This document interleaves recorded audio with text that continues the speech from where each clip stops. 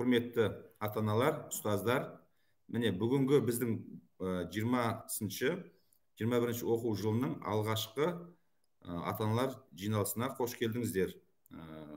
Біз сіздермен YouTube лицейіміздің YouTube каналында кездесіп отырмыз. Бүгінгі тақырып, ата-аналардың жиналысының негізгі тақырыбы қашықтықтан оқыту кезінде оқушыға қалай біз көмек бере аламыз. Міне осы тақырыптың аясында барлық сұрақтарды біз қамтып жауап беруіміз қажет. Енді мен өзім жоспарлап отырмын. Негізгі 3 сұрақ қарастырылады. Бірінші сұрағымыз осы қашықтан оқыту үдерісін ұйымдастыру. Міне осы мәселе бойынша бірінші сұрақ. Екінші сұрағымыз білім сапасын көтеру мақсатындағы мұғалім мен ата-ана және оқушы арасындағы ынтымақтастық. Міне осыны біз қалай іске асырамыз. Және үшінші сұрақ, ол жаңа ата-аналар өздері сұрап отыр. Мына біздің лицейдің жалпы даму стратегиясы, болашақ бағыт бағдарымыз қалай, не жоспарлап отырмыз. Міне осы туралы мен қысқаша мағлұмат беріп өтемін. Одан кейін ары қарай сұрақтарыңыз болса, жауап әртүрлі мәселе бойынша сұраққа жауап беремін. Сонымен бірінші сұрақ, ол біздің мынау оқу тәрбие үдерісін ұйымдастыру. Сонымен қашықтықтан оқытуға көшкеннен кейін ең негізгі қажетті мәселе ол оқыту платформасын таңдау. Былайша айтқан кезде, мектептің мектеп ғимараты бар, оның кабинеттері бар, оның жүйесі бар. Міне осы бір ғимараттың ішінде бүкіл оқу тәрбие үдерісі жүреді. Ал енді қашықтан оқыту кезінде виртуал түрде оқушылар әрқайсысы үйлерінде отырғанымен, бірақ осы оқыту тәрбие беру үдерісін ұйымдастыратын бір платформа таңдап алыну қажет. Міне бұл өте үлкен қиын сұрақ болды. Мынау өткен оқу жылының 4-ші тоқсанында енді жаппай бірден қашықтан оқытуға көшкен кезде біз ізденіс жұмысын жасадық. Сонда біз 4 платформаны қарастырдық. Ол әрине бірінші дегенде аузымызға түскен Zoom платформасы болды. Екінші Microsoft Teams платформасы. Одан кейін осы біз қазақстандық бір компанияның өздерінің жасап жатқан платформасы. Және үшінші, ол да қазақстандық. Ол 2008-ден бастап ең бірінші Қазақстанда қашықтан оқыту үдерісі басталған кездегі құрылған компания. Ол Сабақ KZ. Олар Сабақ KZ. Сол платформасы болатын. Міне осы біз 4 платформаны анализ жасадық. Бәр жағынан салыстырдық. Оның функционалы қаншалықты, оның интернет желісін қамту, одан кейін мүмкіндіктері, оқушылармен кері байланыс деген сияқты әртүрлі қауіпсіздік мәселесі. Міне осы жақтарын біз талдап екшеп көрген кезде біздің нақты көзіміз жеткені ол мына Microsoft Teams компаниясының оқыту платформасы бізге ұнады.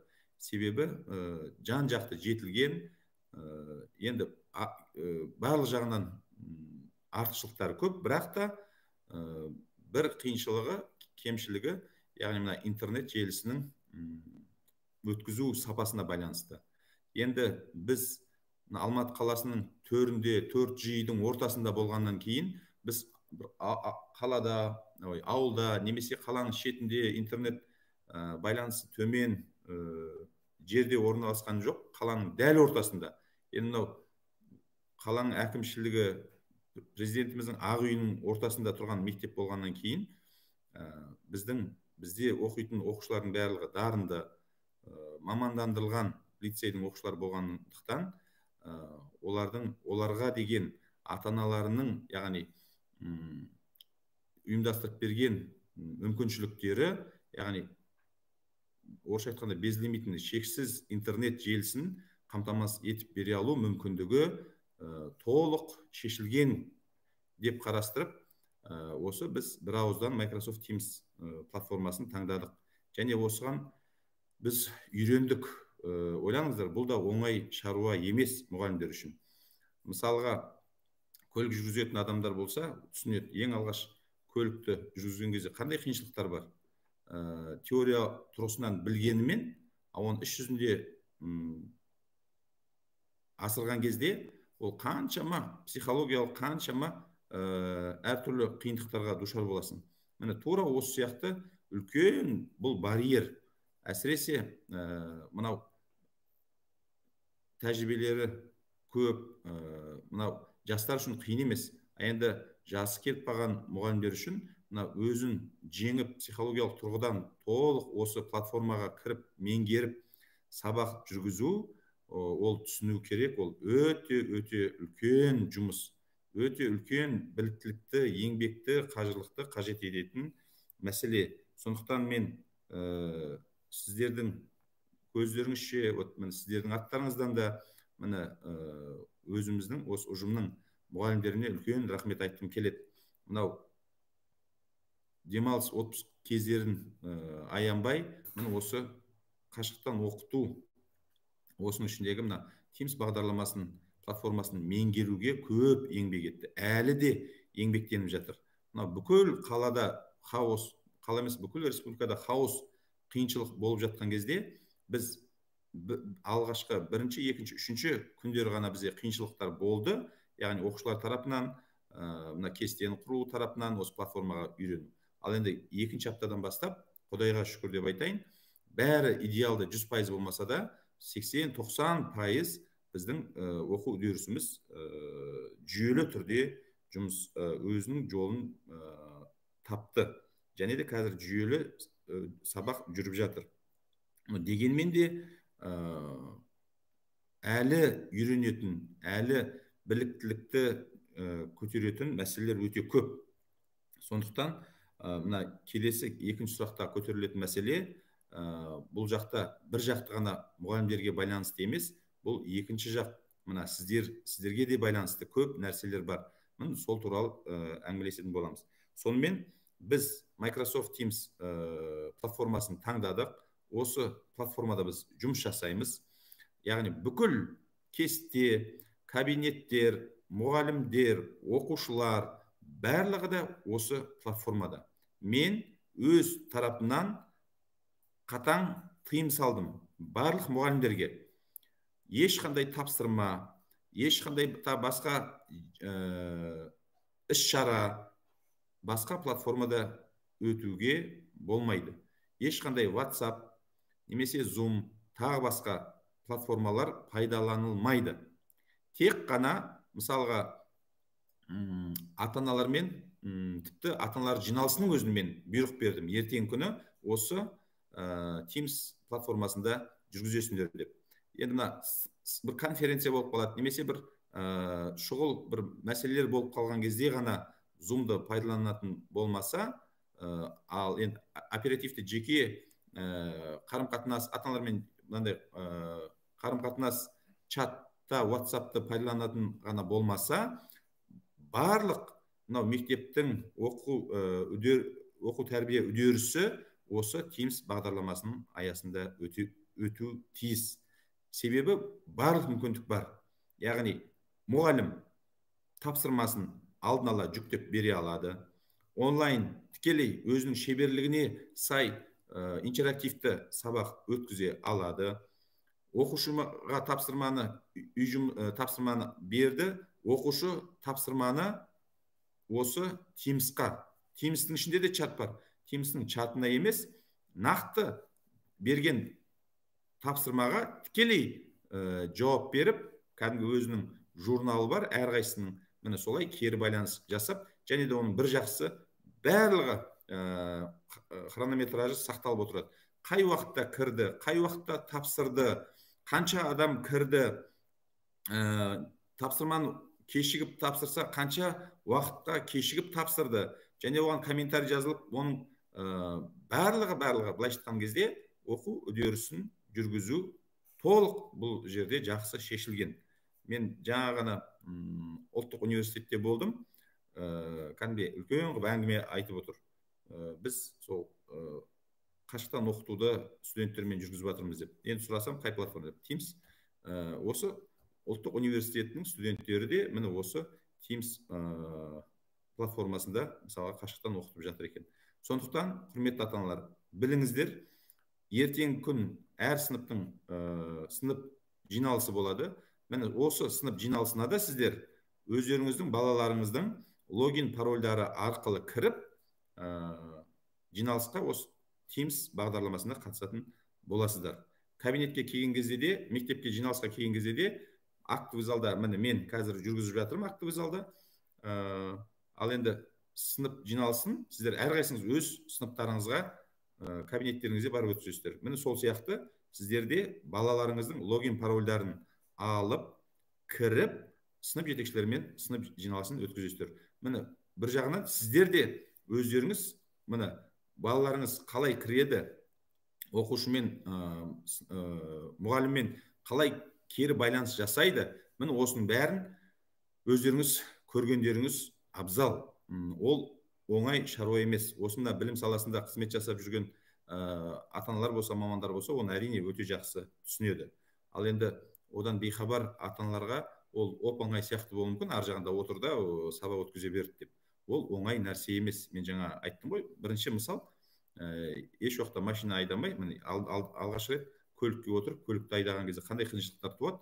Міне содан артық қиыншылықтар тумаса, одан кем қиыншылықтар тумайды. Так, сонымен айттық, біздің оқу тәрбие үдерісін жүргізетін платформамыз ол қазірше Microsoft Teams. Бұның бір кемшілігі, бірақ кемшілігі бар деп айтам, ол енді жоғары жылдамдықты интернетті қажет етеді. Егер де мына мобильді байланыспен, немесе тағы да 3G, немесе төмен жылдамдықты интернет болатын болса, әрине ол кезде себебі Microsoft компаниясының серверлері бәрі Америкада. Сондықтан есеп ойлаңыздар, кері байланыс жасау үшін, яғни әрбір ақпарат міне сол Америка арқылы, интернет желісі арқылы ғарышпен сол осындай үлкен жылдамдықта жүріп жатады. Сондықтан әрине бұған жоғары жылдамдықты интернет болмаса өте қиын. Сол үшін де мен ойлаймын, басқа енді баласының білімі үшін айына, енді әр компанияда әртүрлі 5.000 ба, 3.000 ба, міне осындай ақшаны төлеп, шексіз, лимитсіз, яғни үй жағдайындағы интернет қосып беруге барлық ата-ананың шамасы келеді деп ойлаймын. Міне сондықтан менің өтінішім 100% жоғары жылдамдықты интернетпен қамтамасыз етіп берсеңіздер. Бұл бір мәселе. Екінші, біздің қолданатын платформамыз ол күнделік платформасы. Яғни бұл электронды журнал. Бұрын бізде мектепте сынып журнал болатын, және оқушының күнделігі болатын. Қазір енді осы күнделік пен журналдың екеуінің қызметін, функциясын атқаратын бір ғана электронды журнал бар, ол күнделік. Ол жерде барлық мұғалім, барлық кесте, барлық оқушылар тіркелген, және де сіздер де тіркелулеріңіз міндетті. Енді жаңадан келіп атқан немесе одан бейхабар ата-аналар болса, міндетті түрде тіркеліңіздер. Біздің қазір оған енді шамамыз жетпей жатыр. Біраз уақытымыз келгенде оны да қолға аламыз. Барлық ата-ана сіздер күніге қандай сабақ өтіп жатыр, балаларыңыз қандай баға алып жатыр, міне осының бәрін қадағалап көріп отыруға болады. Бізде үрдіс көп, мына жыл бойы жүріп, 90 біткен кезде, жылдық аяқтаған кезде келіп ата-аналар ойбай салып келеді. Ойбай, мен балам сабақты оқиды, басы көтермейді, жаңағы бәрін орындайды, бірақ бағасы күшік болып қапты, бағасы немесе төмен болып қапты, вот міне бағаны жөндеу керек деген сияқты ол үміткер еді, немесе жаңағы мынандай мақсатымыз бар еді, анандай мақсат қойып едік деген сияқты сөйтіп түсініспестік болмау үшін міне күнделікті балаларыңыздың үлгерімін қадағалап отыру үшін осы мына күнделік платформасына кіріп қадағалап көріп отырсаңыздар болады. Ол жерде оқу мұғаліммен кері байланыс жасауға да болады. Қай мұғаліммен сұрағыңыз бар, қай мұғаліммен сөйлескіңіз келеді, міне сол мұғалімге кіріп тікелей сұрақ қойсаңыз, мұғалім сізге жауап береді. Мұғалім де оқушыға, ата-анаға комментарий жазып, кері байланыс орната алады. Сондықтан міне біздің ең негізгі екі пайдаланатын платформамыз міне осы Microsoft Teams пен осы күнделік. Так, енді интернет айттық, платформа шешіліп тұр. Интернет мәселесі ол да жалпы шешімін тапқан мәселе, шешілетін мәселе. Енді тағы бір қиын мәселе ол оқушының жұмыс орны. Әрине ең идеалды жағдай, ең жақсы мүмкіндік ол мынау ноутбук болса, немесе персоналды компьютер болса. Ол компьютердің камерасы мен микрофоны қоса болуы қажет. Жоқ дегенде болмаса мынау жақсы сапалы планшеттерде ол функцияны атқара бере алады. Ал енді қашықтан оқыту жағдайында, біздің жағдайымызда мынау смартфонмен, телефонмен сабақ өту ол жарамайды. Сондықтан біз тамыз айынан бастап барлық ата-аналармен жұмыс жасадық. Әрине қарадық, кімнің мүмкіндігі бар, кімнің мүмкіндігі жоқ, жағдайына байланысты. Мына үлкен рахмет біздің қала әкімдігіне. Барлық мүмкіндікті жасап, жағдайы шынайы жағдайы келмейтін отбасыларға мейлінше жәрдем беріп, оларды техникамен қамтамасыз етіп жатыр. Біз сол 830 оқушының мен жұмыс жасап алған кезде біздің есебіміз бойынша жылдың басында 119 оқушыға жағдайлары төмен, яғни жұмыс орны қажет, соны қамтамасыз ету мақсатында біз өзіміздің осы биылғы оқу жылының желтоқсанға дейінгі мынау жан басына шаққанда қаржыландыру есебінен біз 11 миллион ақшаны сол компьютер мен ноутбук алуға жібердік. Қазір 40 біздің есебіміз бойынша әлеуметтік жағдай төмен отбасылар категориясына кіретін 40 оқушыға әкімшілік планшет алып берді. Олардың бәрі түгел таратылып бітті, 40. Одан кейін біз өзіміздің мектептің резервіндегі компьютерлерді толық тараттық. Қаншасын тараттық? 79. Соның ішіндегі ол біздің мектептегі жұмыс істеп тұрған компьютер мен ноутбуктарды таратып бердік. Одан кейінгі енді қалған кезекте тұрған 61 единица ноутбук пен компьютер заказ бергенбіз. Соның 30 компьютерін біз алдық, оны толық тараттық. Енді оны тарату принципі біз енді мынау төмен класстан бастадық. Оны дұрыс түсіну керек. Енді төмен класстың оқушылары, енді жоғары сыныптың оқушылары енді бейімделген, олар тәжірибелері жоғары болғандықтан біз сол төмен класстан бастап жайлап таратып беріп жатырмыз. Енді бізге алған компьютеріміздің сапасы, ноутбуктарымыздың сапасы нашар болғандықтан біз қабылдамай қайтадан жібердік. Енді тағы да уақыт қажет болып отыр. Бұйыртса келесі аптада сол қалған ноутбуктарымыз келіп қалатын шығар. Сонымен мына жылдың басындағы біздің сұраныс бойынша 119 отбасыға, яғни оқушыға біз толық қамтамасыз етеміз. Енді мына жағдайды да түсіну керек ата-аналар. Енді компьютер беріп жатыр екен, ноутбук беріп жатыр екен, бізге де бере қойсын, біздің жағдайымыз жоқ деп міне соңғы кезде тағы да сұраушылар көбейіп жатыр. Енді енді ойлаңыздар, оның бәрі есебі бар, бәрі шектеулі. Мына бір партия, мына 11 миллионға ноутбук пен компьютер алу үшін біз бір ай жұмыс жасадық. Бір ай. Оның барлығы оңай шаруа емес. Оның барлығын тендер арқылы, конкурс арқылы, ол да келісімшарт жасау арқылы жүргізетін өте жауапкершілік талап ететін ұзақ уақытты жұмыс. Және де қазіргі мынандай үлкен дефицит кезінде сапалы тауарды табу да оңай емес. Қазірдің өзінде міне біз бақылап отырмыз, тамыз айымен салыстырған кезде абсолютно дефицит жоқ болды. Ал енді сол кездегі бағамен қазір бағаны салыстырсақ, уже ноутбуктардың, компьютерлердің бағасы біраз қымбаттап та кеткен.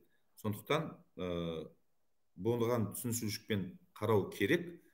Енді біз барлық мүмкіндікті пайдаланып, мейлінше мына жағдай төмен нақты отбасыларға көмектесуге біз тырысып жатырмыз. Бұл енді оны біз өзіміздің міндетіміз деп алып отырмыз. Неге? Себебі бірде бір оқушы қашықтан оқыту кезінде сабақтан тыс қалмау қажет. Ал енді мүмкіндігі бар ата-аналар болса, әрине, ол өзіңнің жеке мүлігің болып қалады. Ол тек сабақ кезінде емес, одан да басқа мынау Құдай қаласа жағдай жақсарғаннан кейін өзің ары қарай пайдалана беру үшін ол бәрібір балаға қажетті дүние. Себебі қазіргі мынандай заманда қашықтан оқыту үшін ғана емес, жалпы өзіңнің білім білік дағдыңды дамыту үшін, жалпы өзіңнің таным көкжиегіңді кеңейту үшін, қосымша ақпараттар алу үшін қазір интернетсіз білім алу ақылға сыймайтын нәрсе. Сондықтан қазір заман басқа. Сондықтан кезінде ер азаматтың 5 қаруы болатын болса, қазіргі міне заманның 5 қаруы міне осы компьютері, оның ноутбугі. Сондықтан мүмкіндігі бар ата-аналар болса, мейлінше өздеріңіз қамтамасыз етіп бергендеріңіз әрине нұр үстіне нұр. Біз енді мынау барын таратып беріп болғаннан кейін тағы да мониторинг жасаймыз, көреміз. Әрине шынайы мұқтаж, жағдай жоқ отбасылар болса, оны тағы да ойланыстырып көреміз. Бірақ енді айтып отырмын, биылғы біз желтоқсанға дейінгі мен өзім жоспарлап қойған мектепке қажет алу керек дүниелерімнің бәрін ақшасын алып кеп, міне осы жаққа жұмсадық. Міне айта кетейін, мысалға мұғалімдердіңге біз жылдың аяғында премия жоспарлап қойғанбыз. Міне мысалға сол бүкіл премияның енді биылғы жыл мұғалімдер енді содан қысқартылып отыр. Сонда мұғалімдерге тиесілі премияның барлығын біз мысалға оқушыларға жіберіп отырмыз. Енді бұны мұғалімдер түсіністікпен қарайды деп есептеймін. Енді мынандай қиын жағдайда біз осы қиындықтан шығуымыз қажет. Сондықтан құрметті ата-аналар, міне платформа мәселесі шешілген, интернет мәселесі қалалық жағдайда шешіліп тұр. Және де енді соңғы мәселе ол оқушының жұмыс орны. Міне осы ноутбук немесе компьютер жоқ дегенде, міне планшетпен қамтамасыз етіп берсеңіздер, онда бізде проблема болмайды деп есептеймін. Бұл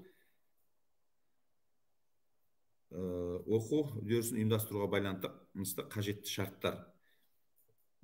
Енді келесі мәселе, мынау сабақ кестесі, мынау жүктеме.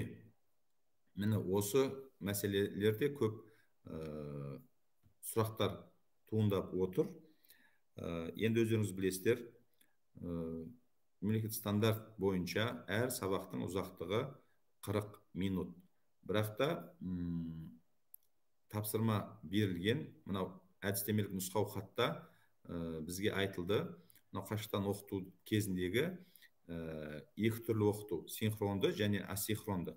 Синхронды, міне осылай бетпе-бет онлайн отырып, камерада бірін-бірімен тікелей кері қарым-қатынас жасау арқылы интерактивті режимдегі сабақ оқыту. Ал енді асинхронды, бірақ сол уақыт кезінде оқушы басқа нәрсемен айналыспайды, бірақ та мынау камера өшірулі, микрофон өшірулі, оқушы өз бетімен жұмыс жасауға болады. Міне осы формат 40 минуттың 10 минуттан 30 минутына шейін синхронды, қалған уақытын асинхронды режимде өткізу керек болатын. Осылай біз сабақ кестесін құрдық. Жаңа ата-аналар да сұрап жатыр. Біз енді биылғы оқу жылының ерекшелігі, біз 2 ауысымға көштік.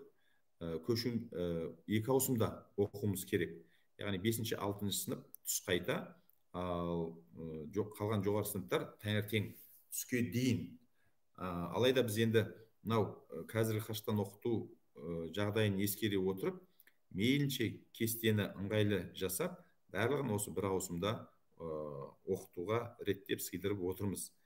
Жаңа ата-аналар сұрап жатыр, егер де біз 2-ші тоқсан Құдай беріп, жағдай жақсарып, біз мектепке келіп оқитын болсақ, онда 5-6 сынып 2-ші ауысымға өтеді, ал барлық 7-ші сыныптан жоғары сыныптар олар 1-ші ауысымда оқитын болады. Сонымен және де мемлекеттік стандартты біз орындауымыз тиіс. Біздің лицейдегі сабақтар 3 категорияға бөлінеді. Ол бірінші мемлекеттік, яғни бірінші стандартқа кіретін сабақтар, инвариант сабақтар, олар өзгермейді, олар міндетті түрде өтіледі кестегі кезінде. Яғни вариативті бөлігі бар, ол әрине лицейлік компоненттер, факультатив сабақтар. Ол сабақтарды біз оқушыларға жеңілдік болу үшін, оларды біз барлығын асинхронды форматта өткіземіз. Оның кестесі болады, бірақ мұғалім бетпе-бет отырып онлайн режимде емес, бірақ кестеге сай тапсырмалар беріліп, оқушы сол кезде болмаса бос уақытында, басқа уақытта сол тапсырманы орындап, білімді меңгеру қажет. Неге? Себебі бұл біздің лицейдің статусына сай лицейлік компонентті біз беруіміз қажет. Сол сияқты факультатив сабақтарды.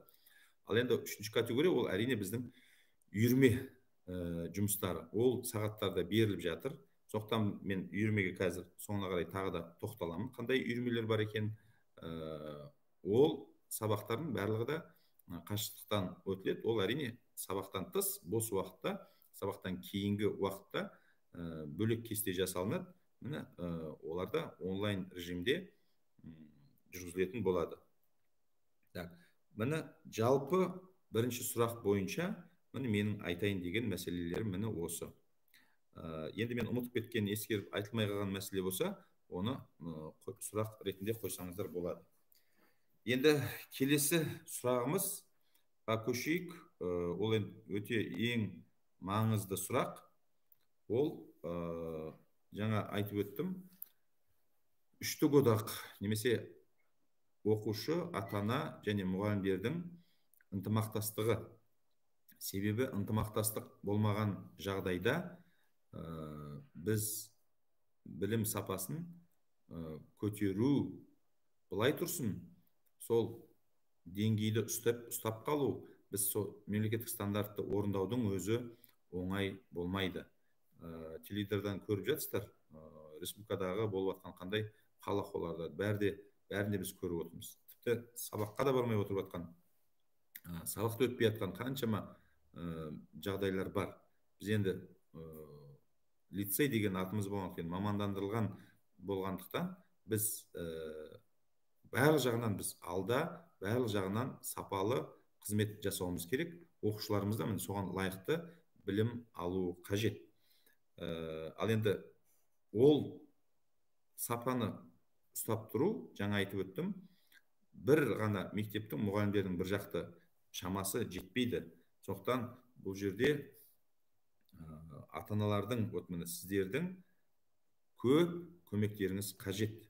Әрине, сабақ басталғалы біз мейлінше оқу үдерісін ретке келтіріп алайық. Мұғалімдер жатығып, қашықтан басқаруды жүргізіп, кестеге сай әйтеуір сабақтарымызды реттеп алайық деген мәселеге көп көңіл бөліп, күшті соған жұмсадық. Сол кездің өзінде біз байқап отырмыз. Көп оқушылар сабақ болып жатқан өзінде PlayStation ойнап отыр, немесе камерасын өшіріп қойып басқа кино көріп отыр ютубтан, тағы басқа нәрсемен айналысып жатқан ондай жағдайлар көп. Әрине бұл кезде мұғалім бәрін қадағалауы мүмкіндігі жоқ. Әрине сыныпта болса, сыныптың өзінде қанша ондайлар сабақ кабинеттің өзінде ондай кездесіп отырады. Мұғалімдер сабақ беріп отқанның өзінде телефон шұқылап отыратын, тағы басқамен айналысып отыратын ондай жағдайлар да бар. Ал енді мынандай жағдайда камерасын өшіре салып, микрофонын өшіре салып, өзінің қалаған ісімен айналысып отыратын жағдайлар ол жоқ емес, ол бар. Оны мойындау керек. Оған енді мұғалімнің шамасы жетпейді. Ол сабақ берумен, оқушылармен кері байланыс орнатумен аз ғана уақыттың ішінде қиын жағдайда қиналып отырған кезде әрбір оқушыны қадағалап отыру өте қиын. Сондықтан осы жағынан сіздердің үлкен көмектеріңіз, үлкен жәрдемдеріңіз керек. Әрине, мен айтпаймын, таяқтап отыру мейлінше. Бұл жерде біз оқушыларымызды, балаларымызды саналылыққа тәрбиелеуіміз керек. Яғни саналы түрде оқушы бағалай алу керек мұғалімнің еңбегін. Себебі бір 40 минуттық сабақты былай өткізу былай тұрсын, ал енді мынау қашықтықтан оқыту, оған дайындалу өте қиын. Мысалы, кабинетте өтетін болса, өте оңай бізге сабақ өту. Неге? Себебі бәр қолымызда, тақтада қолымызда, керек көрсететін нәрсемізде, оқушымызда қолымызда, керек болатын болса, топтық жұмыс тағы басқаны ұйымдастырып, біз оңай жүргізе бере аламыз сабақты. Ал енді мынау қашықтықтан болғаннан кейін ондай мүмкіндік жоқ. Сол үшін сабаққа дайындалуға мұғалімнің дайындалу уақыты, мен айтар едім, 2 есе, 3 есе артық көп кетпесе, одан кем емес. Сондықтан мұғалімдердің жүйкесі қазір әрине бастапқыда ет қызумен білінбейтін шығар бастапқыда. Ал енді уақыт келе оның бәрі сыр беретіні анық. Сондықтан мен ата-аналар сіздерден сұрайтыным, балаларыңызбен осы жөнде жақсылап әңгіме өткізіп, жақсылап түсініктеме жұмысын жүргізіп, оқушының балаңыздың саналы түрде осы мына еңбекті, мұғалімнің еңбегін бағалауына, оған кедергі жасамауына, оған көңілін алаңдатпауға мейлінше тырысып, барлық мұғалімнің талап еткен нұсқаулығын, тапсырмасын тиянақты уақытысында орындап отырсақ, міне сол үлкен біз үшін көмек. Менің бірінші өтінішім міне осы. Мен енді осы мәселе көп мені мазалады. Қазір ғой, жылдың басында балалар сағынды бірін-бірін, мектепті сағынды, құлшыныс келіп, міне 2 апта зыр етіп өтті. Ал енді 1.90, одан кейін ары қарай созыла беретін болса, әрине бұл өте біздің балаларымыздың және мұғалімдеріміздің жүйкесіне үлкен ауырлық түсіреді. Сондықтан осы бағыт бойынша біз мұғалімдермен мен тапсырма бердім. Біраз жұмыстар жүргізіліп жатыр. Міне ертеңгі әр бейсенбіде біз семинар өткіземіз. Міне сол семинарда да қарастырылатын мәселеміз міне осы. Қайткен күнде біз оқушылардың зейінін жоғалтып алмай, қызығушылығын төмендетіп алмай, сапалы, яғни тартымды оқу үдерісін ұйымдастырамыз. Және де міне осыны мүмкіндікті пайдаланып, және де қосымша мұғалімдердің жүйкесін қалай біз сақтап қала аламыз. Міне осының қандай эффективті, қандай ұтымды жолдары бар оқу үдерісін ұйымдастыру бағытында. Міне осы туралы біз жұмыстанып жатырмыз. Міне ертеңгі семинарды соған арнап отырмыз. Біз сол жерде белгілі бір таңдау жасап, біз арнайы бір әдіс тәсілдерге көшеміз. Әрине дәстүрлі формада былай тікелей онлайн сабақта тікелей өткізе беру ол мүмкінсіз, өте қиын мәселе. Сондықтан екінші сіздерден сұранатын мәселем ел іші өнер кеніші дейді. Сондықтан ұстаз мұғалімдерде, тәжірибелі де мұғалімдерде, ата-аналар тағы да жан жақты ойлап жүрген ата-аналар да бар. Сондықтан сіздердің де ұсыныс пікірлеріңіз болса, міне жаңағы екі мәселені айтып отырмын. Оқушының зейінін жоғалтып алмау және мұғалімдердің жүйкесін тоздырып алмау. Міне осы екі мәселе бізде шешімін тапса, қалған мәселе ол үлкен қиыншылық тудырмайды. Міне осы мәселеге қатысты бір жақсы тың ұсыныс пікірлеріңіз болса, оны сынып жетекшілеріңіз арқылы, болмаса біз арнайы өткенде чат ашқан болатынбыз. Әрбір сыныптың ата-аналар комитетінің төрағалары, төрайымдары біріккен чат аштық. Әр сыныпта қандай проблемалар туындап жатыр, қандай сұрақтар бар, міне осыны сол чатқа жазып отырыңыздар деп. Бірақ өкінішке орай мен ойлап едім, көп сұрақтар туындап, жақсы кері байланыс болады деп. Бірақ өкінішке орай, енді бұл өкініш па, жоқ әлде жақсылық па, ешқандай проблема жоқ па, мен көп сұрақ көрмедім. Тек бір-екі ғана ата-аналардың сұрақтары келіп түсті. Енді оған қазір жауап береміз. Сондықтан міне екінші сіздерден сұранатын мәселем міне осы. Осыған қатысты қандай ұсыныс ой пікірлеріңіз бар, қандай көмектеріңіз бар, тікелей өздеріңіз араласып істей алатын ой пікірлеріңізбен қосылып бізге ой түрткі идея бере алатын қандай мүмкіндіктеріңіз бар. Оның барлығын тыңдап, оның бәрін сіздермен бірлесіп, екшеп, түптің түбінде айналып келгенде, міне жаңа айттым, сапалы білім, оқу, тәрбие үдерісін ұйымдастыруды біз бірлесіп істеуге әр уақытта дайынбыз. Міне менің сіздерден сұрайтын екінші өтінішім міне осы. Сосын жаңағыдай сұрақтар қойылып жатыр. Қосымша өткізуге бола ма, тағы басқа ұйымдастыруға бола ма деген сияқты. Тағы басқа мәселелерді біздің мектепте шешетін ұйым бар. Ол ата-аналардың қамқорлық кеңесі. Әр сынып, яғни әр параллель, мысалы 5-ші сынып бізде 7 параллель бар, 5, 6, 7, 8, 9, 10, 11. Сол әр параллельден бір-бір ата-ана осы қамқорлық кеңесіне мүшелікке құқылы. Және де одан да бөлек ата-аналар ата-ана ретінде емес, былайша мектепке жанашыр ретінде сол қамқорлық кеңеске мүше бола алады. Сондықтан үшінші менің тапсырмам сіздерге, үшінші өтінішім, осында мектепке көмектесеміз, қол ұшын береміз, барлық жағдай, материалдық жағдан болсын, моральдық жағдан болсын, тағы да басқа ұйымдастырушылық, тағы басқа әкімшілік па, тағы басқа формада осы біздің оқу үдерісін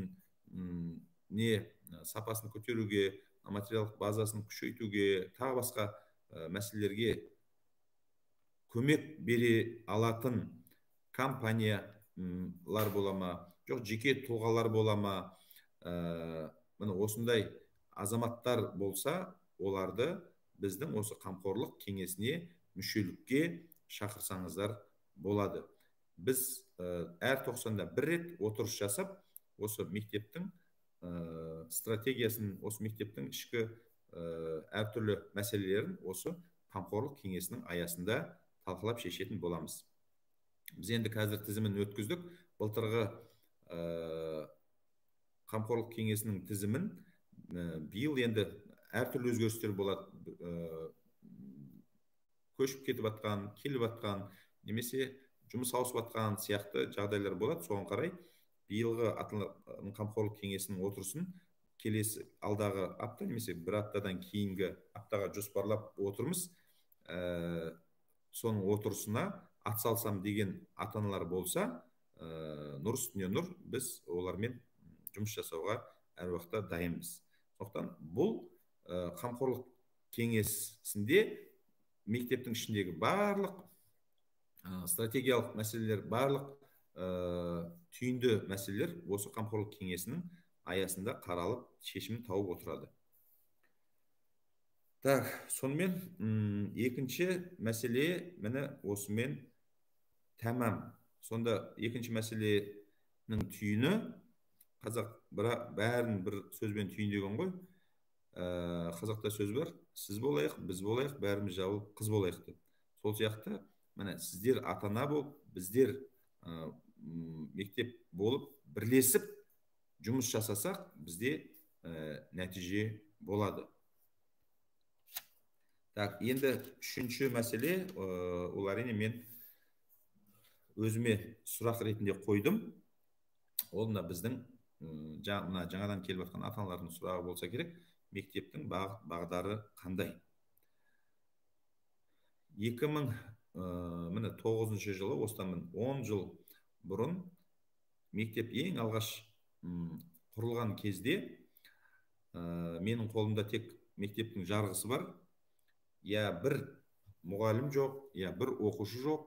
Сол тамыз айында 146-шы мектептің базасында 5 кабинет алып, сонда есімде 5 сынып, 63 оқушы, сөйтіп сөрден жинап 10 оқушыны 10 мұғалімнің басын құрап, жетпеген сол мектептің мұғалімдерін жалдап, біз мектебімізді бастаған болатынбыз. Сөйтіп 5 жыл сыртта жүрдік, әр мектептің босағасында. Сөйтіп 14-ші жылдың күзі, былайша айтқанда 15-ші жылы біз осы ғимаратымызға 192 оқушымен келіп кірдік. Енді ол кездегі сыныптың саны сол 13 қана сынып болатын.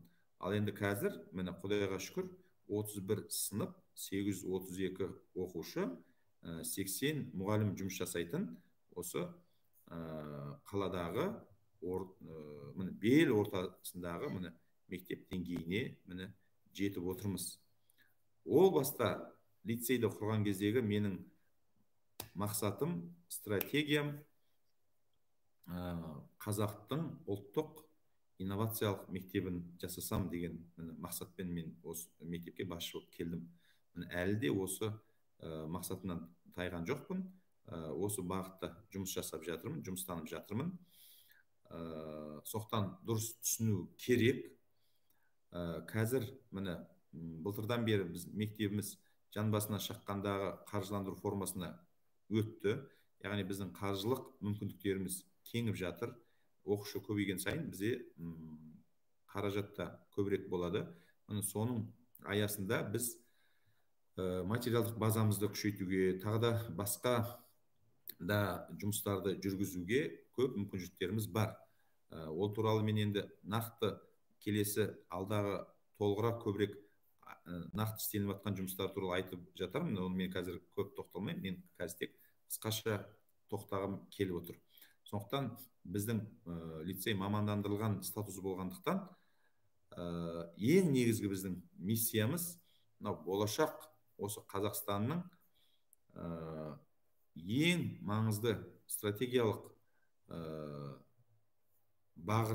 бағыттарын дамыту үшін, яғни салаларын дамыту үшін мамандарды бейімдеу, соларға дайындау. Біз енді маман дайындамаймыз, бірақ сол болашақ мамандарға оқушыларды бейімдеп оқытамыз.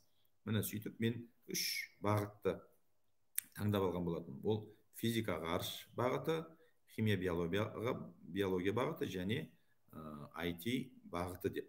Сондықтан қазір бізде әр сынып, әр параллельде осы 3 бағыттағы сыныптар жұмыс жасайды. Енді былтырғы жылғы білім министрлігінің тарапынан білім жүйесіндегі өзгерістерге байланысты біз енді осы 3 бағытты мен енді Құдай қаласа биылғы жылы бітіріп, келесі жылы біз 2 бағыт қыламыз ба деп отырмыз. Неге? Себебі 10-11 сыныпқа келгенде уже бүкіл республика бейімдеп оқытуға көшеді. Яғни бейімділікті таңдайды. Сонда біздің лицейдің таңдайтын екі ақ бейіні бар бұл жерде. Бір бейін ол химбиология, ол біздің мына химия биология бағытына сәйкес. Екінші физика география пәнін таңдайды. Яғни ұлттық бірыңғай тест тапсыру үшін осы екі пәнді 10-11 сыныпта тереңдетіп оқи алады. Ал енді басқа мысалға бейін таңдайтын гуманитарлық бағытты, соның ішіндегі құқықтық немесе тағы бағытты таңдайтын оқушылар біздің лицейде оқи алмайды. Неге? Ол пәндер себебі 10-11-де өтпейді. Мысалы журналист болам дейтін, мысалы филолог болам дейтін, немесе заңгер болам дейтін оқушылар болса болашақ, онда олар біздің 9 сыныптан кейін олар сол бағытқа сәйкес бейінді пәндерді тереңдетіп оқытылатын мектептерге ауысып кетуі керек. Міне сондықтан яғни физика география бейіні болғандықтан біздер бөлек-бөлек IT және физика ғарыш деп емес, жалпы физика техникалық деп біріктіреміз деп отырмыз. Сонда бізде сол екі бағыттың оқушылары автоматты түрде 10-11-ге барған кезде сол екі бағытпен жалғасын тауып кете береді.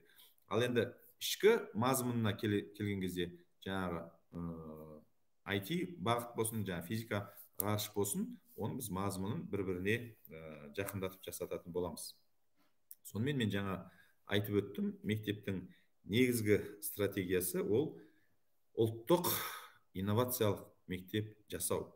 Мен енді керемет ондай мектеп жасап қойдым деп айта алмаймын, бірақ осы бағытта жұмыстанып жатырмыз. Көп жетістіктеріміз бар, әлде жұмыстана береміз. Сондықтан осы мына ұлт деп жаны ашитын, мына ұлттық білім саласын көтерем дейтін азаматтар болса, мен әр уақытта бірлесіп жұмыс істеуге, идеялар болса осы мектептің базасында іске асыруға әр уақытта дайынмын. Енді осы бағытта біз не істеп жатырмыз дейтін болсақ, мен енді мына оқу әдістемелік жағына уақыт жіберіп тоқтағым келіп отқан жоқ. Ол жағынан көп жетістіктеріміз бар. Ал енді мен мынау ата-аналарға айта кеткім келетін мынандай мәселелер бар. Осыдан 3 жыл бұрын біз 3 зертхана аштық мектепте. Ондай зертхана Қазақстанның бірде-бір мектебінде жоқ. Ол бірінші біздің ашқан зертханамыз, ол біздің ұжымдық радиостанциямыз. Бізде қазір 3 антенна, 3 диапазонда жұмыс жасап тұр. Ол УКВ, яғни жақын арақашықтықта КВ, алыс қашықтықтағы және спутниктік байланыс. Былайша айтқан кезде біздің оқушыларымыз егер қызығушылығы болып келіп осы жерде жұмыс жасайтын болса, яғни КВ немесе спутниктік байланыс арқылы әлемнің кез келген нүктесіндегі радио әуесқойлармен қарым-қатынас жасап байланыс жасай алады. Енді өздеріңіз ойлаңыздар, ағылшын тілінде, орыс тілінде, яғни ол үлкен жаңалық болды. Мынау қазақтың балалары қазақша әлемдік аренада, мына радио әуесқойлар әлемінде қазақша байланыс жасаған үлкен жаңалық болды. Мына Германияға кезінде көшіп кеткен қазақша білетін неміс радио әуесқойлармен эфирде қазақша сөйлескен қандай керемет, қандай ғанибет дүние. Бұл туралы енді біреу түсінер, біреу түсінбес. Бұл не дейтін болсақ, былай түсіндірген ыңғайлы шығар. Мысалға, әрбір летчик, ұшқыштың, әрбір ғарышкер космонавтың өзінің персональный, өзінің жеке өзіндік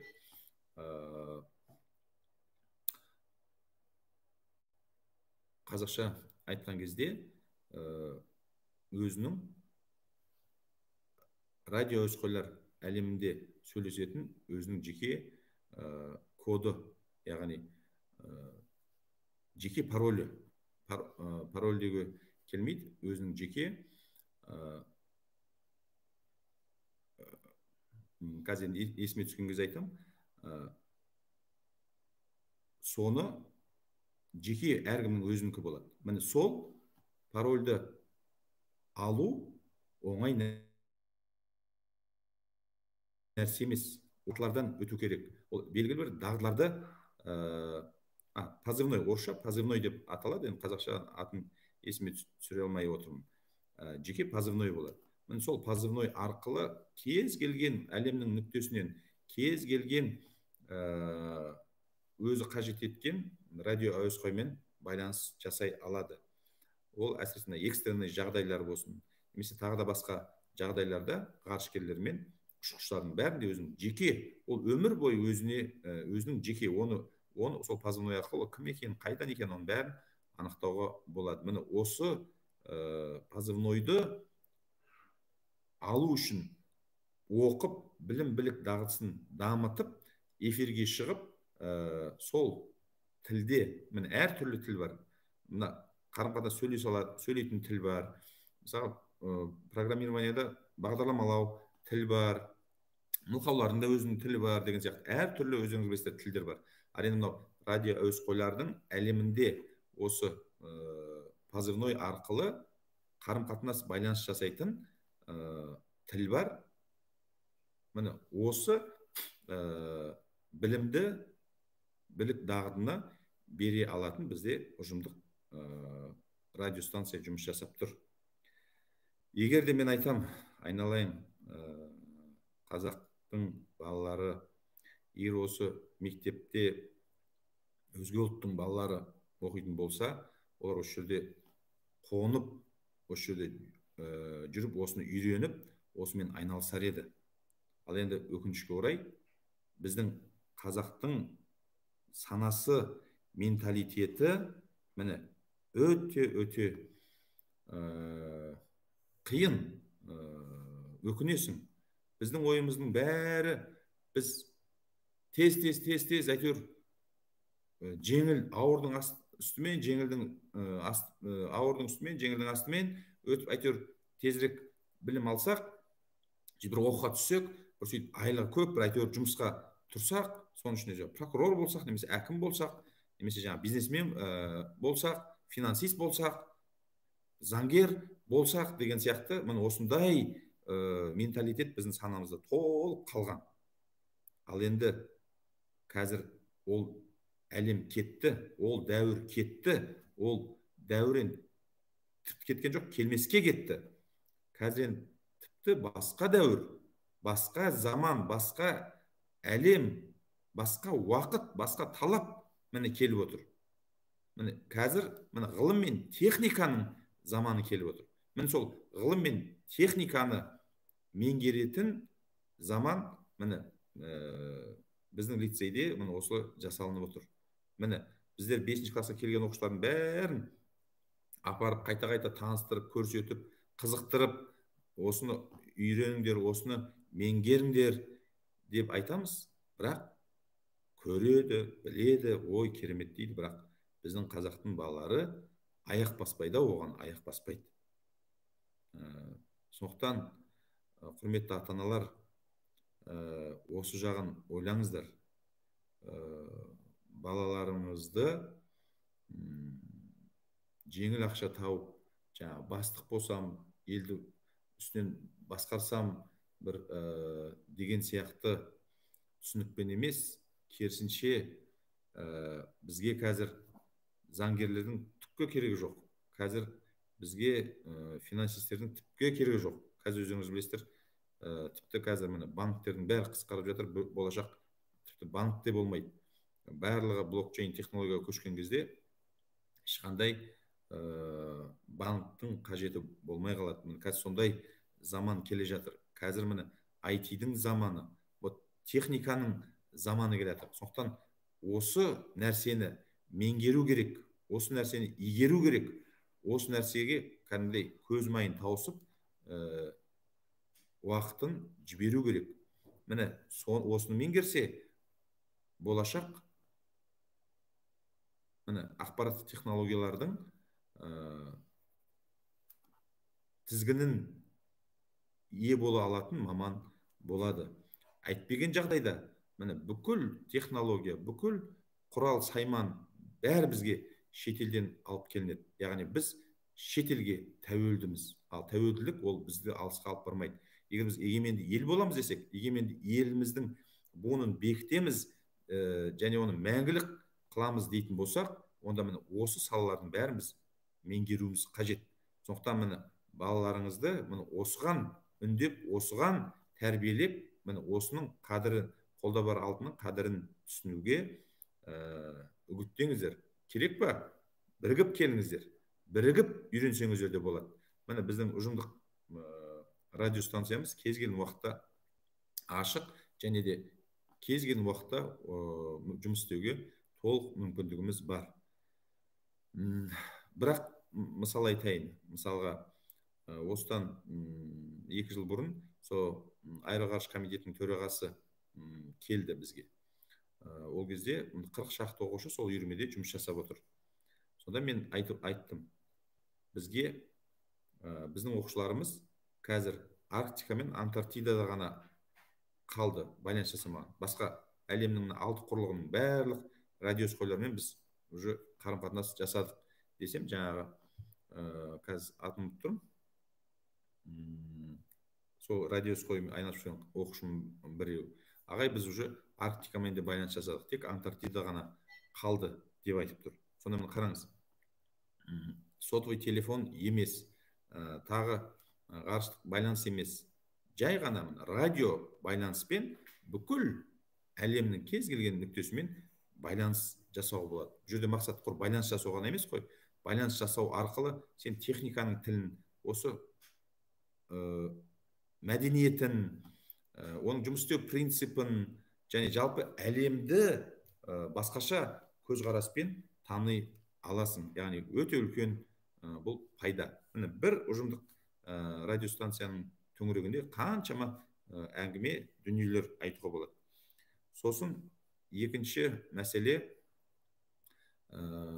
енді біз былтыр өте жақсы жұмыс жасадық. Мына Латвияның Рига астанасы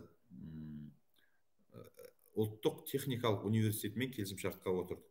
Олардың мына Европадағы именно осы IT бағытын дамыту жағынан тәжірибелері өте үлкен. Міне олар Европаны, одан кейін енді келіп, мына Қазақстан, Орта Азияға келіп, сол өздерінің бизнесі, жалпы осы жұмысын жүргіземіз деп, партнер, әріптес іздеп, жарты жыл осы Алматыда жүріп, айналып кеп, осы біздің лицейге тоқтады. Сөйтіп,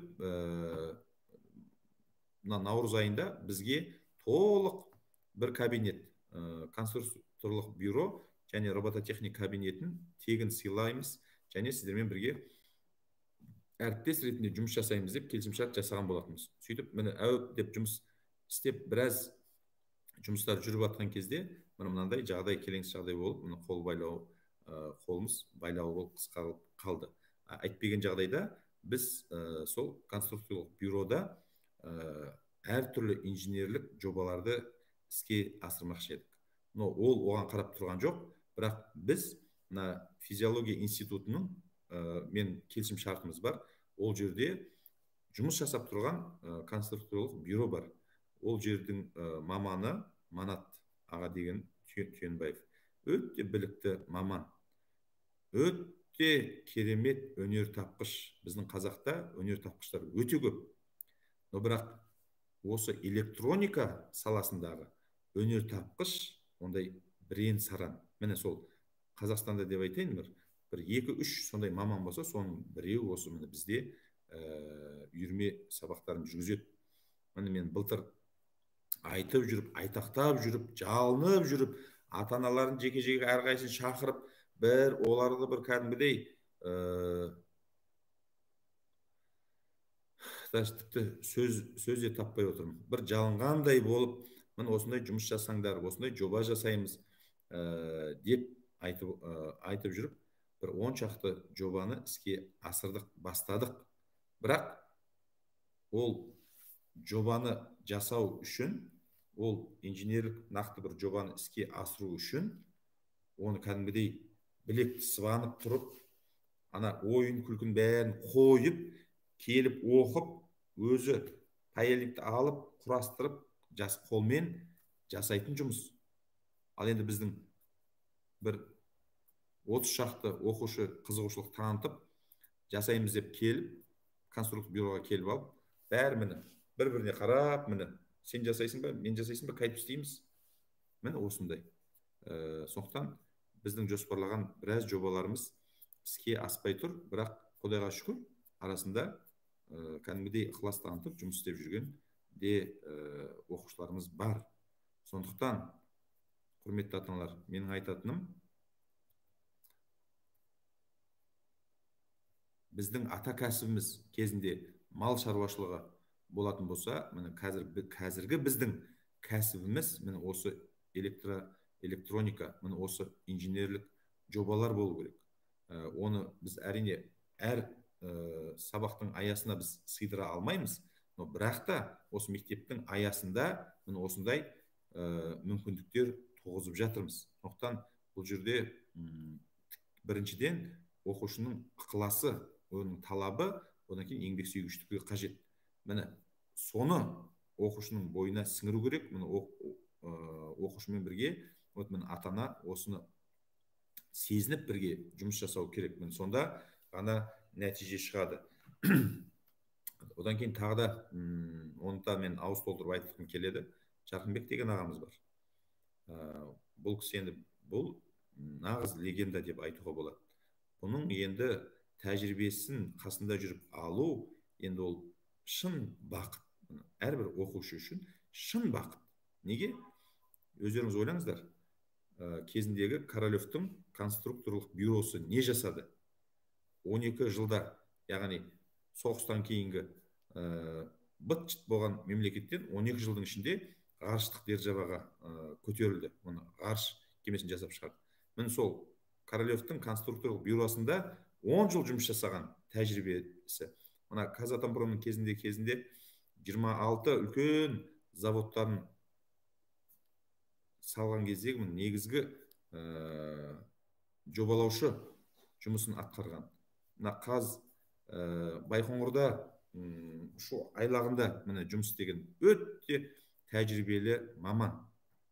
Егер ол маман жұмыс істейтін болса, ол өте жоғары лауазымды, жоғары төлейтін жалақылы жұмыс таба алады. Бірақ ол ағаның артықшылығы, жүрегі, міне қазағымның болашағы, міне балалар, міне осылар үйренсе, осы тәжірибемді міне осыларға жеткізсем деген мақсат мүддемен міне осы біздің лицейімізде 3D графика үйірмесін жүргізіп жүр.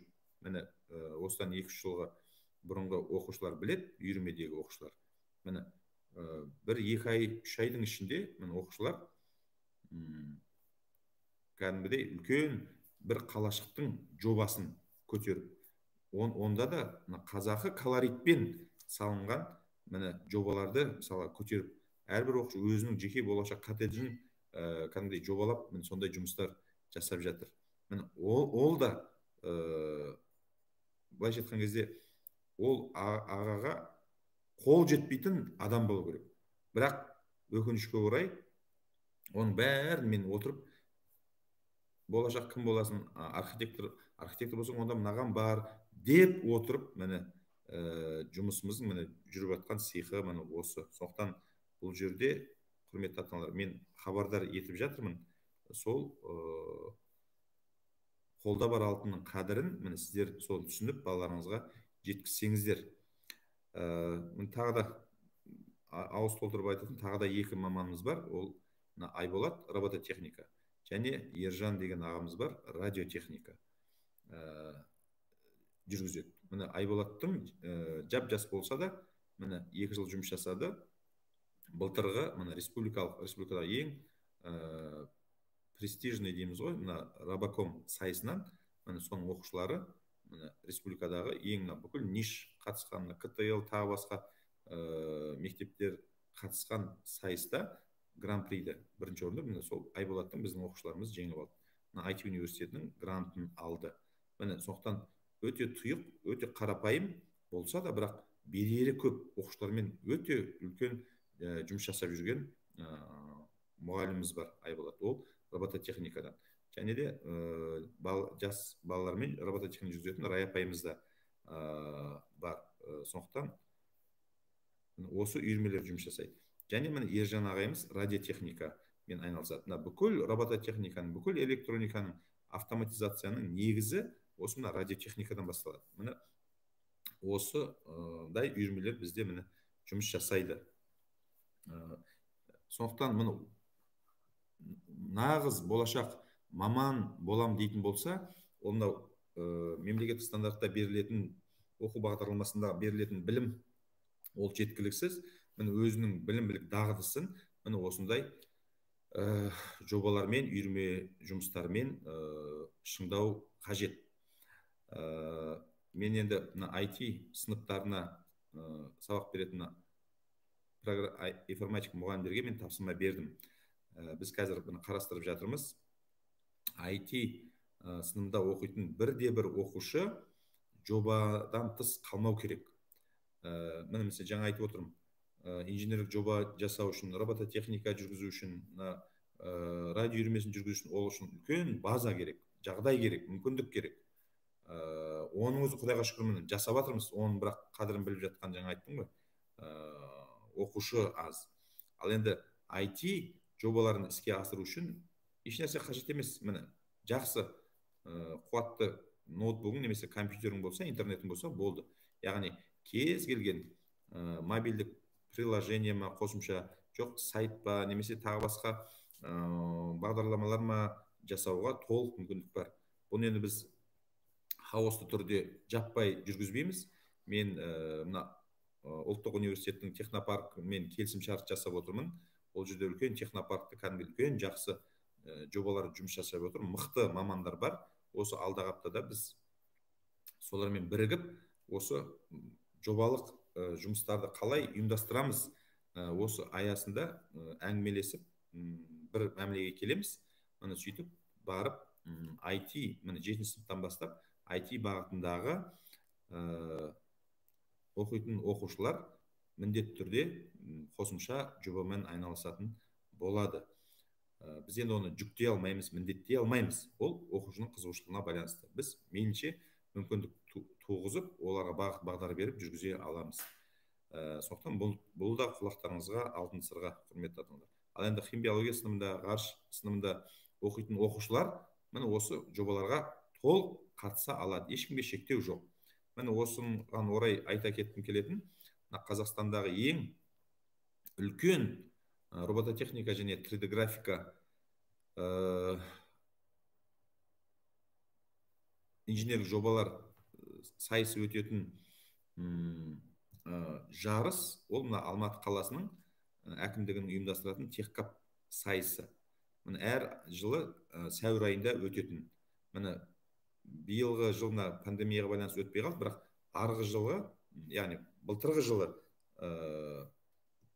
өткен техкап сайысында республика бойынша 156 команда қатысты. Міне сонда 3D деппін ғой, сол техкаптың гран-приін біздің лицейіміз жеңіп алды. Оның себебі міне жаңа мен осы айтып өткен, жаңа біздің радио үйірмеміз, альтернативті энергетика үйірмеміз, радиотехника, робототехника, міне осы инженерлік жобалар және мына IT бағытындағы оқушылардың жасап жатқан жобаларының міне жетістігі болды. Сондықтан біз осы алған жетістігімізден біз айырылып қалмауымыз керек. Біз тек алға дами беруіміз керек. Сондықтан міне мен жалпы бағыт бағдардан хабардар еттім. Оқушыларыңыз, балаларыңызды сіздер бағыт бағдар беріп қадағалаңыздар. Ал енді осы бағытқа үлес қосам, осы бағытты дамытуға бірігіп жұмыс жасайын деген ата-аналар, әріптестер болса, біз оған бәріне дайынбыз. Міне жалпы айтқанда менің бүгінгі жиналыстағы айтатын мәселем, қарастырған сұрақтарым міне осымен міне тамам. Сонымен егер сұрақтар болса, мен осы қалған сұрақтарға жауап берейін. айтпақшы жаңа 6-шы А сыныбының ата-аналары жолдаған сұрақ, соған жауап беріп кеткім келіп отыр. Мынау сабақ кестесіндегі 50 минут, 15 минут деген мәселеге байланысты. Біз енді қазір соңғы әдістемелік нұсқау хатты алдық. Ол жерде сабақтың ұзақтығын 30 минут. Мен енді бүгін бұйрық бердім. Ертеңнен бастап сабақтардың ұзақтығы бізде 15 минут болады. Сондықтан балалардың уақыты да үнемделеді, әріде қосымша мен айналысуға толық мүмкіндіктер бар, және де кестедегі ауырлық проблемалардың бәрі шешіледі деп ойлаймын. Дене шынықтыру, көркем еңбек, музыка сабақтары болмаса екен, кестеден алып тасталынса екен, оны енді біз ала алмаймыз, ол бұйрық. Бірақ олардың өту формасы жеңілдетілген формада өту қажет. Сондықтан ол жағын біз қадағалаймыз. Себебі мемлекеттік стандарт болғаннан кейін бұлардың бәрі дене шынықтыру, ол денсаулыққа қажет міндетті түрде. Таңертең кешке шейін компьютердің алдында телміріп отыра берген, ол да болмайды. Ол дене шынықтыру, денені шынықтырып, міндетті түрде аптасына кем дегенде 2 сабақ өтіп тұрмаса, ол баланың денсаулығына үлкен зиян келеді. Сондықтан керісінше мен түсінер едім, дене шынықтыру пәнін көбейтсеңіздер, немесе денені сергітетін жаттығулар жасау, тағы басқалар ұйымдастыруды көбейтсеңіздер екен десе, мен оны түсінер едім. Ал енді бұл мемлекеттік стандартты біз кеміте алмаймыз. Енді футбол пәні дейді. Енді футбол пәні, енді ол дұрыс түсіндіре кету керек. Осы уақытқа дейін дене шынықтыру пәні аптасына 3 сағат болатын. Былтырғы жылдан бастап сол 3 пәннің бір пәні факультатив сабағына өтіп отыр. Яғни ол қосымша ойындар сабағы. Ол да мемлекеттік стандартта тұр, бағдарламада тұр. Мына дәстүрлі жағдайда аптасына 2 рет 2 сабақ дене шынықтыру, ал 3-ші сабақ ойындар түрінде. Түсқайта футбол ойнай ма, волейбол ойнай ма, тағы басқа ойын ойнай ма. Міне осыған берілген сағат болатын.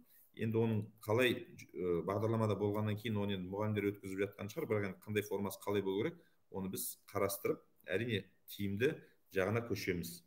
Сосын сенбі күні қысқартуға бола ма деген, оны мен жаңа жауап беріп кеттім. Біздің лицейлік жағдайда ол іске аспайды. Енді мынау жиналған сұрақтарды мен бір сыдырып қарап өтіп жауап беруге тырысайын.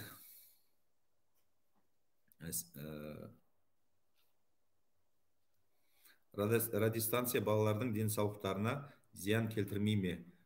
Денсаулыққа келтіретін зиянды толқын, ол өздеріңіз білесіздер, жоғарғы жиіліктегі, мына ультракүлгіннен ары қарай жиіліктер, ультракүлгін, радиоактивті толқындар. Ал мынау енді радио толқындар, ол өте төменгі жиіліктегі, ең төменгі жиіліктегі толқындарға жатады. Сондықтан бұның ешқандай денсаулыққа ешқандай зияны жоқ. Сабақ кестесі қашан тұрақталады? Сабақ кестесі тұрақталды.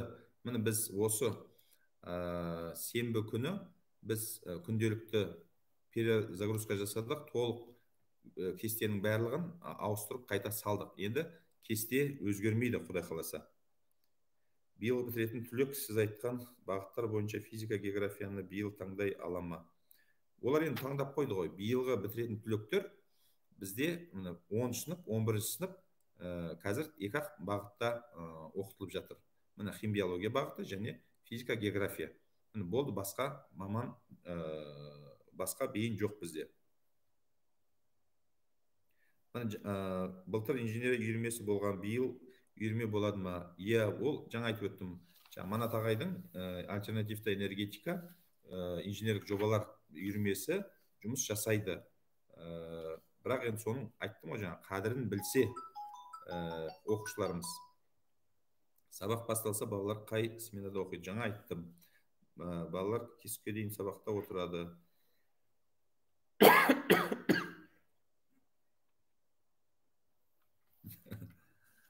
Балалар түске дейін сабақта отырады. Түстен кейін үй жұмысын дайындайды. Күн сайын компьютер алдында отырады. Көзден не қалады? Әрине бұл философиялық сұрақ. Бұны тіпті министрге қойсаңыз болады бұл сұрақты. Мен енді өзімше жауап берейін. Осыдан 3 жыл бұрын біз бір жобаны іске асырдық. Міне сонда осы көз мәселесі. Мен как раз өзім балам қарасам бір күні көзін шүңірейтіп отыр. Сөйтіп барып тексертсем, минус 1,5 болып кетіпті. Сөйтіп оны қайтеміз деп жүріп, мына интернет қарап ары бері қарасақ, мына Бейтстің теориясы бар. Мына екі теория бар жалпы офтальмологияда көзілдірікке қатысты. Гельмгольцтің теориясы, бүкіл мына ресми медицинада, офтальмологияда, мына ресми ғылымда соны мақұлдайды. Шын мәнісінде ол өте қиын мәселе екен. Бейтстің теориясы бар екен. Сол Бейтстің теориясын біз оқып қарасақ, ешқандай көзілдіріктің қажет жоқ. Мына көзілдірік тағу ол үлкен бизнес, фармакологиялық үлкен бизнес болғандықтан, мына Бейтстің теориясын вообще шығартпай, адамдарды керісінше сол көзілдірікке бейімдеуге, соған таңып қоюға, сол былайша айтқанда клиентурасын жоғалтпауға жұмыс жасалынады екен. Ал енді көзілдірік тақпай көзді толық жазылып шығуға болатын мүмкіндік бар екен. Соны біз тәжірибе жүзінде, іс жүзінде тексеріп көрдік. Сонда біз тәжірибе жасаған кезде 15 оқушының 3 айдың ішінде 3 оқушының көзі толық түгел орнына келді. Сондықтан ол менің ойымда бар. Құдай қаласа мына сабақ үдерісі өткен кезде осында көз жаттығумен айналысу, Бейтстің теориясы. Интернетті ашып қарасаңыздар, ана орыстың ғалымы, атын ұмытып отырмын, оны сынып жетекшілері арқылы айтсам болады. Осы Бейтстің теориясы бойынша көз жаттығуларын жасау арқылы көзді көруін толық қалыпқа келтіруге болады. Көп уақыт кетпейді. Күніне 3 рет, таңертең 5 минут, түсте 5 минут, кешке 5 минут жаттығу жасаса, көзге ешқандай ауырлық, қиындық түспейді. Оны Құдай қаласа біз іске асыратын боламыз. Тиісті балды жинау үшін тағы да қосымша тапсырмалар болса екен деген өтініш бар. Тиісті балды сол сабақ кезінде жинап алсын, соған жұмыстанайық біз. Онсыз да мұғалімдердің уақыты тар, жүктемесі өте көп. Егер қосымша тағы бал алу үшін тағы да жұмыс істеп отыра беретін болсақ, ол мұғалімдердің жүйкесінен жүйке қалмайды. Міне есіме салғаныңыз жақсы болды. Ата-аналар сіздерге үлкен өтініш. Мен жаңа айтып өттім, екі проблема. Оқушылардың зейінін, қызығушылығын арттыру, сақтап қалу, ол бізге серт, мұғалімдерге. Ал енді мұғалімдердің жүйкесін шаршатпау, оларды формада ұстау үшін ұстап қалу, ол жағы сіздерге серт, ата-аналар. Сіздер көпсіздер, мұғалім аз. Сондықтан сіздер осы жағын көмек беріңіздер. Осы жағынан идея қосыңыздар. Сонда тиімді екі жақты жұмыс болады деп ойлаймын. Кружоктар мен сабақтар арасында ең болғанда 30 минут уақыт болса деген ұсыныс бар. Мен жаңа айтып өттім, енді сабақ кестесі 30 минут болғаннан кейін, Құдай қаласа, сағат 1-ге дейін біз толық сабақтарды бітіреміз. Одан кейін мүмкіндік түс қайта емін-еркін қосымшамен айналысуға, үйірмемен айналысуға толық мүмкіндіктер туындайды. Оқушылардың балдық бағалау жайында айтып беру керек. Бұған енді ертең сынып жетекшілері толық тоқтап өту керек. Бұл енді биылғы оқу жылдағы жаңалық. Мына критериалды бағалауға сай, өздеріңіз білесіздер, бөлімдік бағалау және 90-дық бағалаумен 90-дық және жылдық баға шығатын. Бұрын кезде біз күнде бағалап, сол бағалардың орташа есебімен қорытынды шығарып, жылдық бағаны шығаратынбыз. Енді биылғы өзгеріс сол жиынтық бағалаудың бөлімдік және 90-дық жылдық бағаның 25%-ын мынау күнделікті бағыттаушы формативті, яғни формативті бағалауға беріліп отыр. Ол не деген сөз? Яғни бұрын жаңартылған білімге көшкен кезде оқушыларымыз бәрібір бізде сабақ сұрамайды ғой, сабақ сұрағанмен бір баға қоймайды ғой деп арқаны кеңге салып біраз босаңсып қалған жағдай бар еді. Ал енді қазір ондай жоқ. Себебі күнделікті сабаққа дайындалып, сабақ кезінде өзінің белсенділігін танытып жауап беріп отырмаса, оқушы, мұғалім 10 балдық жүйемен бағалайды. Енді 10 балл деген сөз ол былайша айтқанда бұрынғы нормативті бағаламен көшкен кезде міне бұрынғы 5-тік баға. 5 деген сөз енді 10 деген сөз. 8 ол 4 деген сөз. 6 балл ол 3 деген сөз. 4 балл ол 2 деген сөз. Яғни бұрынғы бағамызды біз қазір қайта қоюға мүмкіндік туды деп түсіну керек. Яғни міне бүгін жақсы айттың деп мұғалім 5 қойса, оны күнделікте ол 10 балмен көрінеді. 4 қойса ол 8 балмен көрінеді. Оны 7-де мысалы 4 плюс болса ол жаңағы 9 балл деген сияқты. Сондықтан бұл жақсы болды. Себебі оқушылардың күнделікті бағасын бағалап отыруға мұғалімдерге мүмкіндік болды. Яғни оқушыларды бері сәл жинауға, жауапкершілігін сезіндіруге оқушылардың, мұғалімдердің қолында құрал болды бұл. Енді толығырақ сұрақтарыңыз болса, түсінбесеңіздер, ертең Құдай қаласа барлық сынып жетекшілер жиналыс өткізеді. Міне сол жерде тағы да сынып жетекшілерге тапсырма осыған толық тоқтап өтер. Так, 6 сыныптар таңертең оқыса бола ма? Болмайды. Мен жаңа айтып өттім ғой. О баста біз солай жоспарладық. 5.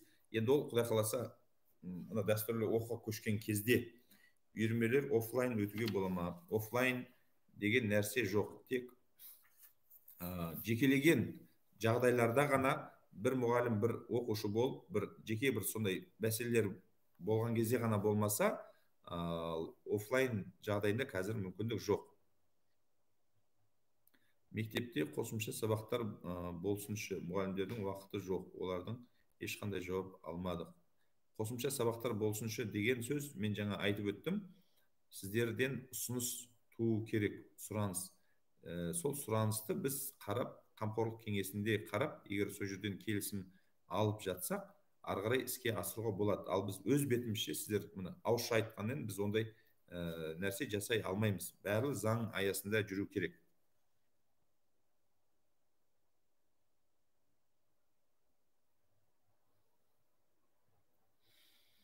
Так, мынандай сұрақ. Білім және ғылым министрі оқушыларға үй жұмыс бермесін деп мектептерге бұйрық берілді деп айтты.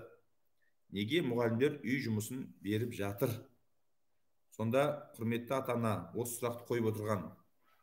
Сіз бізден оқушыға үй тапсырмасын бермесін деп сұрап отырсыз ба? Онда олай болатын болса, біздің лицейге не үшін келдіңіздер? Яғни біздің лицей мамандандырылған лицей, тереңдетіліп оқытылатын лицей. Егер біз тереңдетіп оқыту үшін үй тапсырмасын бермесек, онда несіне біз лицей болып отырмыз? Онда несіне дарынды балалармен жұмыс жасап отырмыз?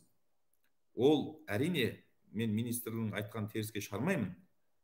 Ол мынау ауылдағыларда қаншама интернет жоқ, байланыс жоқ, қашықтан оқыту мүмкіндік жоқ мектептерде оқушыларға жалпы білім беретін мектептің оқушыларына айтылған дүние. Ал енді мамандандырылған лицей ол өте аз. Қазақстан бойынша бар болғаны 130 ғана мектеп бар ондай. 130. Қазақстан бойынша 8.000-ға жоқ мектеп болатын болса, соның 130-ы ғана біздік сияқты мамандандырылған статусы бар. Сондықтан, егер де мен баламның жанын қинамаңдар, үй тапсырмасын бермеңдер дейтін болсаңыз, онда менің сізге айтатын кеңесім, онда жай жалпы орта мектепке барып, кәдімгі қатардағы оқушылармен бірге білім алған дұрыс болатын шығар деп ойлаймын. Ал бірақ мен де өзім тарапымнан мұғалімдерге өте қатал, көп үй тапсырмасын беріңдер демеймін. Біз енді қашықтан оқыту жағдайында мейлінше баланың денсаулығына да зиян келмейтін, бірақ та білім сапасында дұрыс сақтайтын мүмкіндікті туғызуымыз қажет деп ойлаймын. Сондықтан бұл жағынан біз бір-бірімізді дұрыс түсінуіміз қажет. Бізге керісінше қайтаға жақсы баланың білімін дамытуға бағытталған жұмыстарды жасайық деген сияқты ұсыныс пікірлер айтсаңыздар, біз оған қуанар едік. Так, оқушылар мен ата-аналар Абай жолы жүлдесін сұрап жатыр. Дұрыс, сұрамаған балаға жыламаған балаға емшек жоқ дейді. Сұрау керек. Бір емес, бірнеше рет сұрау керек. Бұл мәселе түйіні шешілген. Тек реті келмей отыр. Ретін, Құдай қаласа, уақытымыз жетпей отыр. Бұған келеміз. Жүлдесін міндетті түрде алатын болады. Ол айтқан сөз, атылған оқ, ол іске асады міндетті түрде.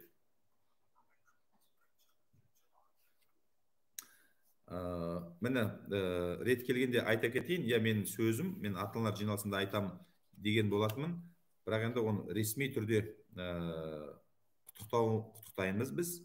Мына осы мүмкіндікті пайдаланып, мен айта кеткім келіп отыр. Біздің былтыр Рая апайымыздың ұйымдастыруымен Абай жолын роман оқу сайысы өтті. Сөйтіп соның финалына 4 оқушы шықты. Сөйтіп олар Абай жолы роман толық оқып, тек қана оқып емес, талдап, әр бөлімін талдап, сараптап, міне айтып берді.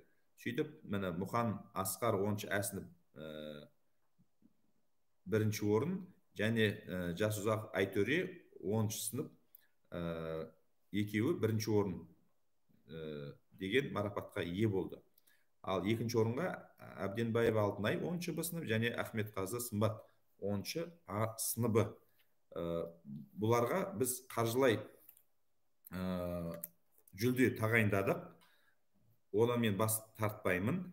Бірақ ол қаржылай жүлде міндетті түрде қамқорлық кеңесінің отырысында қаралып, сонымен мақұлдауымен шешілетін мәселе. Сондықтан оған біздің әлі уақытымыз жетпей жатыр. Мен жаңа айтып өттім. Келесі алдағы аптада біз қамқорлық кеңесінің отырысын өткіземіз. Сол жерде бірнеше қаралатын сұрақтардың бірі осы. Яғни қаржы мәселесі болғандықтан, мен оны жеке өз басым шеше алмаймын. Оны мен ұсынамын, қамқорлық кеңесінің келісімін алғаннан кейін олардың қаржысы тұр, дайын, тек соны келісім жасап, заңдастырып, одан кейін олардың есеп шоттарына, Каспий голдсына аударатын боламыз, Құдай қаласа. Так, сұрақтар соман аяқталып қалды ғой деймін. Так, міне, жалпы құрметті ата-аналар,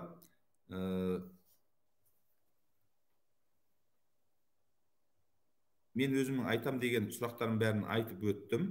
Құдай қаласа, енді сұрақ әрине бітпейді. Бұл біздің соңғы кездесуіміз емес, әлі менің телефоным барлық сынып жетекшілерде бар. 775-726-88-12, жұмыс телефоным 246-46-60. Кез келген уақытта, кез келген күрделі проблемамен, бірақ анандай күнделікті бос емес, бірақ күрделі мәселелер болып жатса, оны шешпесе болмайды деген сұрақтар туындап жатса, маған тікелей хабарласа беріңіздер. Мен сынып жетекшілерге рұқсат берем, менің телефонымды ата-аналарға берсін. Қандай да келеңсіз, тағы басқа үдеріс болғаннан кейін, жұмыс болғаннан кейін әртүрлі нәрселер туындайды. Сондықтан менің өтінішім ата-аналарға, құрметті ата-аналар, қандай да мәселе болса, ең алдымен сынып жетекшімен, сынып жетекші болмаса, менің орынбасарларым бар, орынбасарлармен, егер ол кісілермен шеше алмайтын болса, міндетті түрде маған келіңіздер. Біз қандай мәселе болса, бәрін шешеміз. Шешуге міндеттіміз. Егер біздің қолымыздан келмей жатса, мен сол кезде мен өзім рұқсат берем. Ол кезде мына бізден жоғары әкімшілік бола ма, басқа білім басқармасы бола ма, міне о жаққа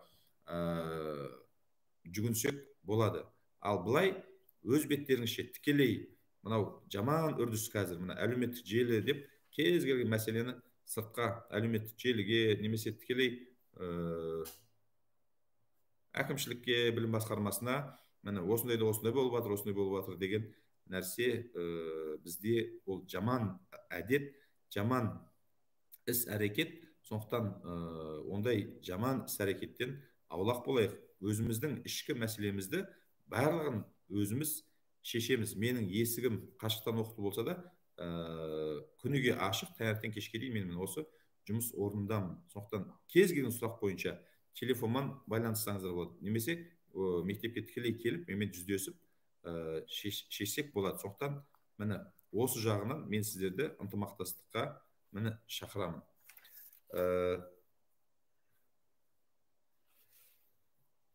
Сонымен сұрақтың бәрімен осымен тамам. Енді менің тілегім, жаңа айттық, ынтымақтасып, бірлесіп жұмыс істесек, бізде нәтиже болады. Менің іске асырам деп жатқан, жоспарлап жатқан дүниелерім өте көп, бұдан да әлі көп. Мен оның бәрін қазір бір жиналыстың аясында айтып бере алмаймын. Сондықтан мен қысқаша тоқталып өтуге тырыстым. Міне соның өзінде міне қазір 2 сағатқа жуық уақыт кетті. Сондықтан бәріңізге сабырлық, бәріңізге амандық, саулық, ынтымақтастық, үй ішілеріңізде береке, тыныштық тілеймін. Еліміз аман, жұртымыз тыныш болсын. Мынау барлығымыз аман есен осы індеттен құтылып, мынау дәстүрлі өзіміздің қара шаңырағымызда құшағымызды айқара ашып, бір-бірімізбен жүздесіп, қуанып, міне осындай күнге Құдай жеткізсін аман есен. Сондықтан барлығыңызге тағы да рахмет айтып, сау болыңыздар дегім келеді.